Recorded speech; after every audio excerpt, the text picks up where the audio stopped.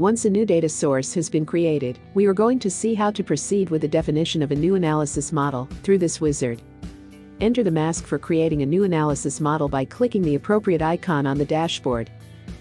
First of all, from the Data Source drop-down box, select the data source on which to build the new analysis model. Let's choose the one we created just a few moments ago. Give it a name by typing some text in the name box, and then click the Next button to go to the next step. We will now choose which fields will be part of the analysis model. To do this, you need to move the various fields listed in the left pane of the available fields towards the right pane of the chosen fields. Use the action buttons located in the central area of the mask. You can move one or more fields at a time, or all of them, in one go.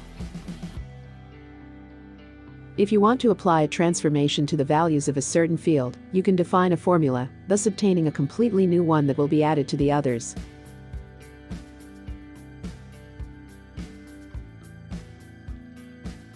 In the last part of the creation wizard, we are going to characterize each field, which will be part of the analysis model.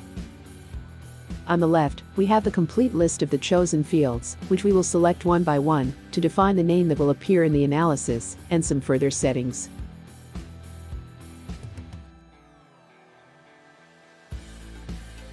Please note that you have to explicitly indicate which of these fields will be summarized in the pivot tables.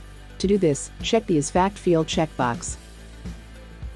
We can also vary the number of decimals to be shown on the screen. Once the process has been completed for all the fields of the analysis model, click the Next button to save and complete the creation. One last message will warn us that the analysis model has been correctly created, and that it is finally possible to start setting up our new statistical pivot analysis.